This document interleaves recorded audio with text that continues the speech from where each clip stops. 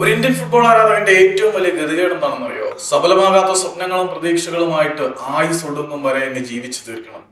ഓരോ Indian football പ്രേമിയുടെയും ദുരവസ്ഥ ഇങ്ങനെയാണ്. നമുക്ക് ഒരുപാട് സ്വപ്നങ്ങൾ ഉണ്ടായിരിക്കും. എന്നെങ്കിലും ഇന്ത്യ ലോകകപ്പിൽ പന്ത് തട്ടുന്നത് കാണാൻ കഴിയും, അല്ലെങ്കിൽ എന്നെങ്കിലും ഇന്ത്യ ഫുട്ബോളിൽ മുന്നേറുന്നത് കാണാൻ കഴിയും. 2014 നിത അംബാനിയുടെ ബ്രെയിൻ ചൈൽഡ് ആയിട്ട് ഇവിടെ ഇന്ത്യൻ സൂപ്പർ ലീഗ് വന്നപ്പോൾ നമ്മൾ കണ്ട സ്വപ്നങ്ങളിലേക്ക് നമ്മൾ അടുത്തുകൊണ്ടിരിക്കുകയാണെന്ന് തോന്നി. നല്ല മാറ്റങ്ങൾ ഇന്ത്യൻ ഫുട്ബോളിൽ ഉണ്ടായി. പക്ഷേ ഭരണസ്ഥിരാ കേന്ദ്രങ്ങളിൽ ഇരിക്കുന്നവർ പിഴച്ചവന്മാരാണെങ്കിൽ എന്ത് ചെയ്യാൻ പറ്റും? ഈ അനിവാര്യമായ ദുർവിധിക്ക് നമ്മൾ കീഴടങ്ങിയിരിക്കുന്നു.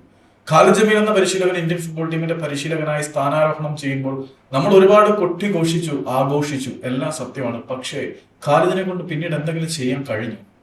ഇല്ല. ഖാലിദിനെതിരെ രൂക്ഷ വിമർശനവുമായിട്ട് രംഗത്ത് വന്നിരിക്കുകയാണ് കേരള ബ്ലാസ്റ്റേഴ്സിന്റെ നിലവിലെ പരിശീലകനായിട്ടുള്ള ആഷ്ലി വെസ്റ്റ്വുഡ്. പുള്ളി ബംഗളൂരുവിന്റെ പഴയ പരിശീലകനാണ്. ഇന്ത്യൻ ഫുട്ബോളിലെ സാഹചര്യങ്ങളെ തന്റെ കൈവെള്ളയിൽ നിന്നവണ്ണം പുള്ളിക്ക് നന്നായിട്ട് അറിയാം. അതുകൊണ്ട് ഖാലിദ് കാണിക്കുന്ന മണ്ടത്തരങ്ങളെ പുള്ളി അക്കമിട്ട് മരുന്നു. ഖാലിദിന് മുമ്പുണ്ടായിരുന്ന പരിശീലകരെ ആവർത്തിച്ചിരുന്ന അതേ തെറ്റ് അദ്ദേഹം നിരന്തരം ആവർത്തിച്ചുകൊണ്ടിരിക്കുകയാണ്. അദ്ദേഹം സ്വന്തം ഇഷ്ടപ്രകാരം എന്തിന്റെ അടിസ്ഥാനത്തിലാണ് ടീമിലെ കാളെ എടുക്കുന്നതെന്ന് ഇപ്പോഴും മനസ്സിലായിട്ടില്ല.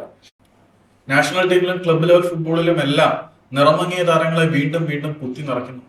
തന്നിഷ്ടക്കാരെ കുത്തി നിറയ്ക്കുമ്പോൾ നന്നായി കളിക്കാൻ അറിയാവുന്ന പിള്ളേർ പുറത്ത് വെയിറ്റ് ചെയ്ത് നിൽക്കുകയാണ്.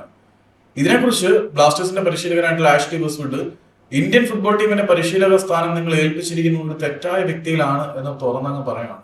അയാൾക്ക് വേണ്ടി താരങ്ങൾ കളിക്കുമെന്ന് എനിക്ക് തോന്നുന്നില്ല. അയാൾക്ക് ഫുട്ബോൾ ഡെവലപ്പ് ചെയ്യാൻ പറ്റുമെന്നും എനിക്ക് തോന്നുന്നില്ല.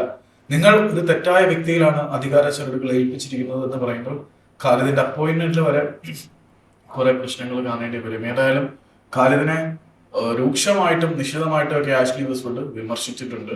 കിട്ടിയ റിസോഴ്സ് കൊണ്ട് ഖാലിദ് ഇന്ദ്രജാലങ്ങൾ കാണിക്കുമെന്ന് നമ്മൾ വിശ്വസിച്ചു. തുടക്കത്തിൽ നമ്മൾ സന്തോഷിച്ചു. പക്ഷെ പിന്നീട് വരുമ്പോൾ ഫറൂഖ് ചൗധരിയെ പോലെയുള്ള താരങ്ങളെ വീണ്ടും വീണ്ടും എന്തിനു കളിപ്പിക്കുന്നു എന്നുള്ള ഒരു ചോദ്യചിഹ്നം തന്നെയാണ്. രാഹുൽ ബക്കെ കാണിച്ച മണ്ടത്തരത്തിനെ ഇഗ്നോർ ചെയ്യുന്നു. പീനോഫിൽ എന്ന മലയാളി താരത്തിന്റെ സബ്സ്റ്റിറ്റ്യൂഷൻ ഇന്ത്യൻ ഫുട്ബോളിന്റെ ചരിത്രത്തിൽ തന്നെ ഏറ്റവും വലിയ കോമഡി ആയിരുന്നു. കൈവിട്ട് പോയടേ നമ്മുടെ അവസ്ഥ ഇങ്ങനെ ഉരുകി തീരാനാണ്.